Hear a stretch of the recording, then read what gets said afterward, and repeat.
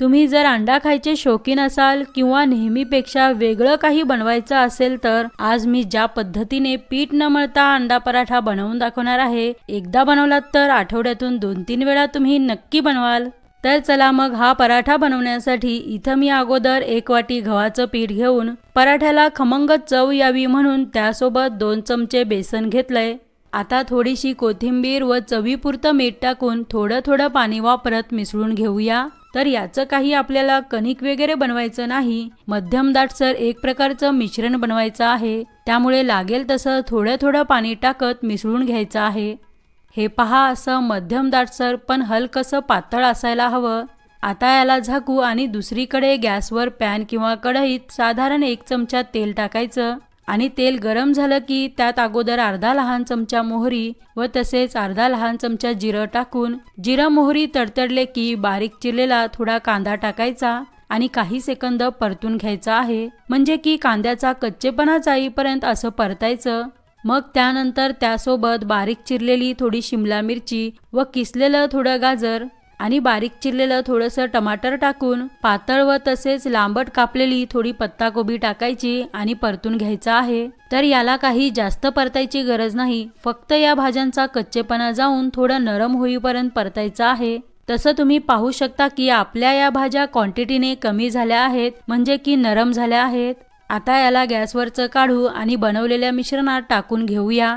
जर तुमच्याकडे वेळ नसेल किंवा हा पराठा लवकरात लवकर बनवायचा असेल तर भाज्यांना परतून नाही वापरलात तरी काही हरकत नाही। मी याला थोडा चटपटीतपणा यावा म्हणून वापरलंय, तुम्ही हवं तर असंच प्लेन पराठा बनवू शकता।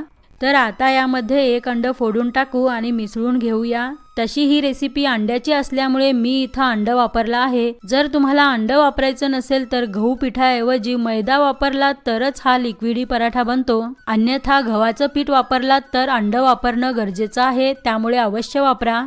हे पहा, आपलं मिश्रण तयार आहे। आता याला थोड्या वेळ बाजूला ठेवू आणि दुसरीकडे एका भांड्यात 3 अंड्यांना फोडून घेऊया। तुम्ही 3-4 हवे तितके वापरू शकता।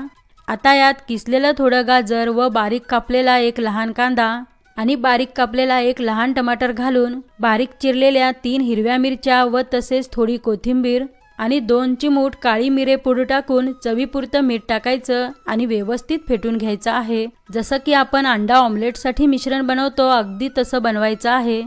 हे पहा, अशा प्रकारचं मिश्रण बनवायचं। तर इथं आपली पराठा बनवायची पूर्ण तयारी झाली आहे। आता काय करूया, असेल तर असा लहान पॅन किंवा तवा गॅसवर ठेवून त्याला तेल तूप हवं ते आवडीनुसार लावायचं। मग त्यानंतर गहू पिठाच्या मिश्रणातलं 1 पळी भरून मिश्रण असं ओतायचं आणि साधारण मिनिटभर भाजायचं आहे। हवं तर तुम्ही याला काट असलेल्या तव्यावर मोठ्या आकारात सुद्धा बनवू शकता। तर असं वरून पूर्ण सुकल्यानंतर तेल तूप आधी काय वापरलेलं ते लावून दुसऱ्या बाजूला पलटायचं आणि भाजून घ्यायचं आहे। तर जास्त वेळ भाजायची गरज नाही, फक्त 20 ते 25 सेकंद भाजायचं आहे, कारण की याची खालची बाजू पुढच्या प्रोसेसमध्ये भाजणार आहोत। हे पहा, असं थोडं भाजल्यानंतर आपण याला काढून घेऊ आणि याच पॅनमध्ये अंड्याच्या मिश्रणातलं 1 पळी मिश्रण टाकून घेऊया। इथं तुम्ही अंड्याचं मिश्रण कमी जास्त प्रमाणात टाकू शकता आणि टाकल्यानंतर ज्या बाजूला पराठा जास्त भाजला आहे ती बाजू खाली व कमी भाजलेली बाजू वर असं ठेवून हळूवार दाबत सेट करायचं आणि मंद आचेवर मिनिटभर भाजायचा आहे। आता याला पलटू आणि मुलं आवडीने खातील यासाठी याच्या अर्ध्या भागावर किसलेलं थोडं चीज ठेवून घेऊ। तसं चीजचं प्रमाण तुम्ही कमी जास्त ठेवू शकता। आता याला दुमडून आलटून पलटून भाजून घेऊया। तर हा दिसायला जितका सुंदर आहे त्याहून जास्त खायला 1 नंबर लागतो। जे अंडा खायचे शौकीन आहेत ते तर फार आवडीने खातील।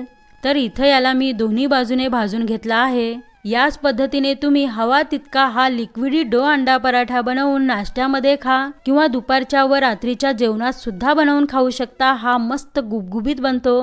तर चला मग पुन्हा भेटू एका नवीन रेसिपी सोबत।